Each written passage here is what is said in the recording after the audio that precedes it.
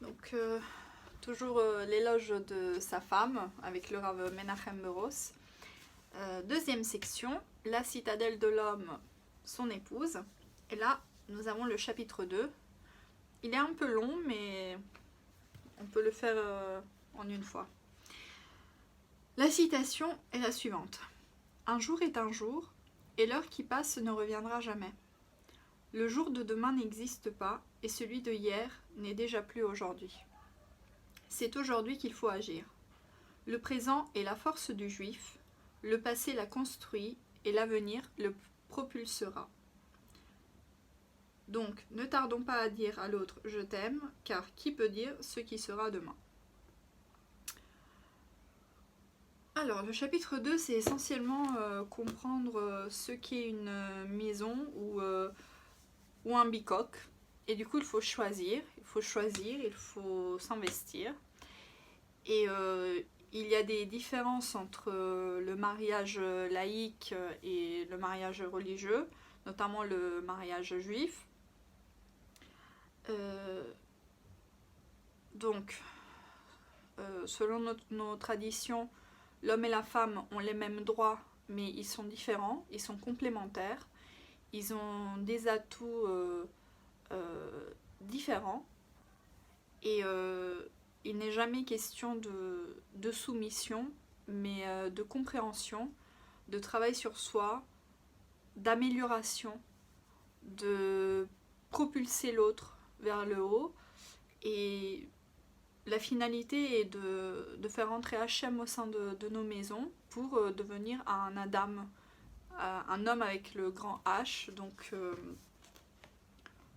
vraiment grandir et atteindre des grands niveaux.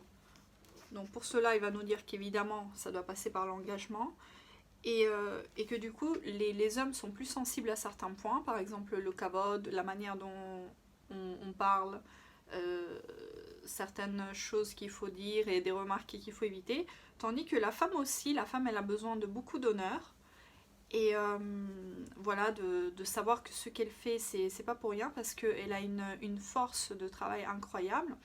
Et là elle va nous donner les bases pour parler du candélabre de la femme, donc ce sont 7 qualités que nous allons voir. Donc nos maîtres disent, celui qui aime sa femme doit l'aimer comme lui-même, la vêtir, la chérir et l'honorer plus que lui-même. Donc comme lui-même, c'est-à-dire pas trop passionnément, car il doit être capable de trier les volontés de son épouse. La vêtir, la chérir et l'honorer plus que lui-même, car les plaisirs et les honneurs sont pour elle. Par cela, l'homme, c'est grâce à elle, en fait, qu'il pourra les obtenir en retour. Évidemment, on parle de plaisir sain et contrôlé. Le Talmud dit, sans sa femme, un homme n'a ni joie, ni bonheur, ni bénédiction. Et la joie, ici, est synonyme de l'amour. L'amour que l'on procure à l'autre. Car si on se focalise sur l'amour de nous-mêmes et on est égocentrique, là du coup il n'y aura plus de maison, ça sera un bicoque, ça sera une coloc. Et après quand il y aura les enfants, ça sera pire, parce que les enfants seront comme le couple. Et qui dit bicoque, voilà, c'est un lieu malsain et dangereux. Donc les échecs dans le couple proviennent souvent de ce que les hommes n'ont pas su donner un ordre aux priorités de la vie, souvent mettant en premier ce qui aurait dû être en dernier, ou plaçant sur un piédestal ceux qui n'auraient jamais dû voir le jour. Certains privilègent donc l'égocentrisme, ils ne veulent pas voir l'autre dans sa dimension humaine ou divine, refusant de considérer les responsabilités qui leur incombent et la volonté de leur créateur. Et aussi le regard porté sur la femme, voir son épouse comme un accessoire supplémentaire dans l'entreprise édifiée au nom de leur petite personne et au nom de leurs désirs. Et pareillement pour la femme, lorsque elle inverse les rôles, lorsque ben voilà, elle a pas compris son potentiel, et du coup elle pense que c'est un clone, voilà, que c'est une image spéculaire d'un homme, et c'est pas le cas. Donc tout de l'extérieur se présente comme si chacun était prêt à faire un effort. Pardon. Tout se présente comme si chacun était prêt à faire un effort. Mais au final, il y a une volonté de vouloir prendre à l'autre. Donc l'autre doit me convenir, me plaire, m'apporter, me combler. Et évidemment, c'est tout de suite. C'est-à-dire, il n'y a pas un projet, un chemin où en fait, ensemble, on peut aller quelque part et bâtir quelque chose. Non, c'est la checklist et tout doit être là tout de suite. Donc ça, c'est pas de l'amour, mais c'est un commerce malsain. Donc il est vrai que le mariage est une association, mais en rien un prétexte pour exercer sur autrui une autorité ou des pressions psychologiques. Voilà. Donc il est vrai que la femme doit vraiment respecter beaucoup son mari. Vraiment ça, en fait, tout le chapitre, il y a beaucoup de lignes qui sont dédiées à ça. Mais bon, ça doit pas être un prétexte pour lui d'être un tyran ou d'être arrogant, car voilà, ça y est, le Yémen, c'est fini. Donc, un homme ne doit pas trop exagérer concernant ses exigences, mais les femmes doivent aussi ressentir les besoins du mari. Et l'une des clés, surtout pour les femmes, c'est la façon dont on s'adresse donc au conjoint, comme on disait, le kavod, l'honneur. Éviter les mots ironiques. Et souvent, n'attendons pas que ce soit l'autre qui commence à trouver le bon ton. Voilà, essayer de faire des efforts. Et surtout, dit que s'entêter, c'est pas un comportement d'adulte. Et là, il nous donne un secret. Il nous dit que vraiment, il y a énormément de disputes qui peuvent se régler avec de l'humour et de la tendresse. C'est ça. Il n'y a rien à faire. La grandeur d'âme réside chez celui qui sait dominer les agressions en aidant l'autre à désarmer avec douceur. Je dis, moi, si les Israéliens ont inventé le Krav Maga, donc désarmer en main nue des terroristes armés, je pense qu'on peut facilement désarmer son conjoint. Et oui, surtout que généralement, lorsqu'on veut enquiquiner quelqu'un, on sait exactement où aller toucher. Donc, si on sait où faire mal, a priori, on sera aussi où lui faire du bien. Alors, certaines personnes, surtout les hommes, ont la fâcheuse tendance à laisser parler leur instinct et leur orgueil.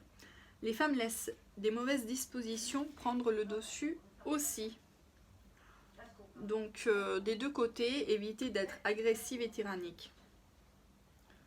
Donc, se marier, ce n'est pas s'approprier d'une victime ou d'un esclave. Donc, tout à l'heure, on a dit que ce n'est pas s'approprier quelqu'un qui me comble, me donne, mais à l'inverse aussi, voilà, c'est pas non plus quelqu'un à soumettre. Tout être possède des défauts, et c'est justement le challenge du mariage. L'union de deux êtres si différents qui offrent un terrain propice au travail sur soi-même. Et ce travail nous permettra de dévoiler le côté miel, cette douceur que tout à chacun renferme inéluctablement. Après ça, il faut voir combien de barrières de glace il y a au-dessous, mais bon... que ce soit avec un marteau-piqueur, avec de la lave, avec... voilà. Il faut au bout d'un moment, il faudra bien le trouver, non? Il faut avoir la force de se marier pour donner et pour aimer. Se faire conseiller par un rave expérimenté ou un professionnel compétent, et ça c'est vrai. En fait, parfois on n'y pense pas, parfois on attend des années, enfin les premières 2-3 années, et n'étant pas expérimenté ou ayant connu peut-être des échecs avant, mais pas les mêmes.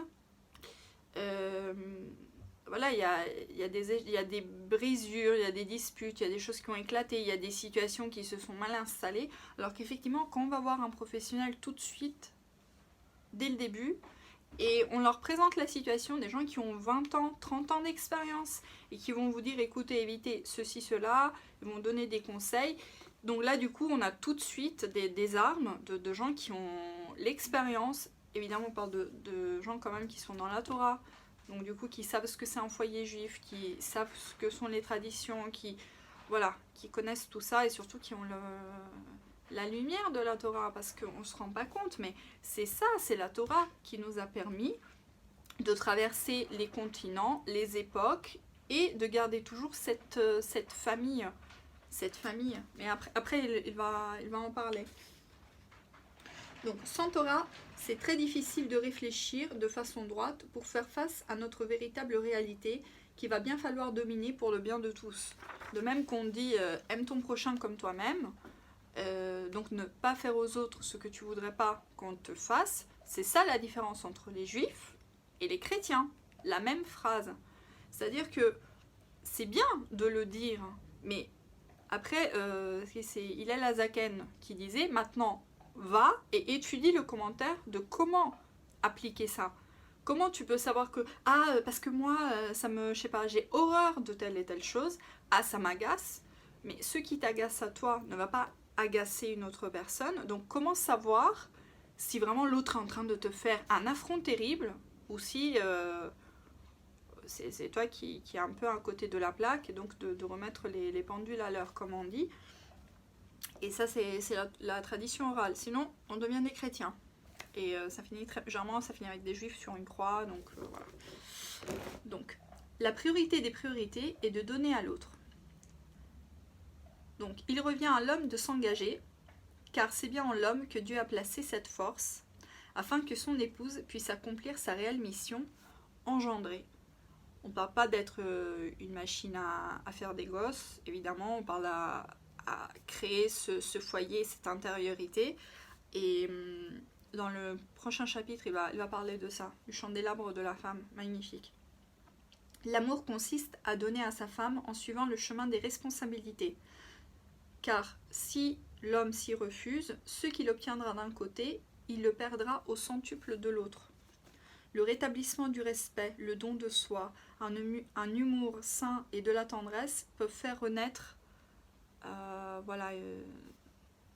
une épouse bien différente. Parce que souvent on dit ma femme est une mégère, mais bon, faut voir. Et d'ailleurs, c'est très intéressant, dans la Ketouba, il y a marqué que l'homme s'engage à aimer sa femme comme un juif. Il y a des centaines de livres de Moussard, d'enseignement, des heures d'études à comprendre ce que ça signifie. Vraiment. Donc voilà, les filles, faut pousser à étudier. Donc, pensez combien d'efforts font généralement les personnes pour avoir de l'argent. Tout le temps que les gens font pour avoir de l'argent. Mais si 1/10 de ce temps était consacré à la spiritualité, au travail sur soi, mais franchement, je pense ça serait pas mal. Donc l'établissement de la Torah au sein du foyer doit permettre de faire éclore une immense joie, une profonde sérénité. Un équilibre sain est une véritable solidité. Ce qui permettra la longévité du couple. Les données actuelles des civilisations produisent, c'est le moins qu'on puisse dire, des fissures au sein du couple. Et voilà, on a vu, ça, je pense qu'il n'y a pas besoin de détailler là-dessus la destruction des dernières 50 ans. Sans la force de la Torah, il serait impossible de garder cette force, donc d'éloigner les mauvaises influences de l'extérieur et en plus de bâtir cette intériorité pleine de lumière. Lorsque la volonté de donner est plus puissante que l'amertume de ne pas recevoir assez vite en retour, tout devient possible. Une femme à laquelle on offre un véritable amour finit toujours par donner en retour. Et c'est là la dimension de l'amour intelligent, l'amour des âmes. Seulement dans le cas présent, lorsque les âmes entrent en connexion pour réaliser le projet divin, les corps peuvent s'épanouir dans l'amour. Donc dans la vie, il faut savoir s'engager vers son épouse, lui apporter ce que lui est nécessaire, afin qu'elle puisse donner le meilleur d'elle-même. Et le meilleur de la personnalité de l'homme, une fois qu'il est devenu, voilà, qu'il a fait ses échelons, en fait il va devenir un homme avec un grand H, le Adam. Et du coup le couple devient uni, solide, et c'est très difficile que quelque chose puisse le déstabiliser. Donc il est clair que l'on peut espérer recevoir de l'autre, mais cela ne doit jamais être que, enfin ça doit être que pour partager. Le mariage n'est pas facile, et la réussite ne peut voir le jour que si nous nous sacrifions pour l'autre. Pour la femme, le sacrifice de soi est plus facile, et cette idée se trouve illustrée par le schéma de la conception d'un enfant, qui est l'un des exemples clés de la conception du don. Pour l'homme, le sacrifice de soi est bien plus difficile. Il est dans sa nature de rechercher ce qui peut assouvir son instinct, son orgueil, sans chercher à se préoccuper de l'autre, mais au final, il ne pourra pas vivre de cette façon. Voilà, du coup, il s'inscrit dans quelque chose dans la temporalité, dans la matérialité, dans le fini. Et d'un côté, c'est comme quelqu'un qui essaie un assoiffé qui va boire l'eau de la mer. Et de l'autre côté, au bout d'un moment, il y a un réveil qui se fait. Donc, voici la conclusion. Le mariage est un engagement qui oblige à intégrer Dieu dans le couple. Car sans lui, l'engagement est factice, superficiel et sans force. Et nous pouvons le voir dans le mot ketouba.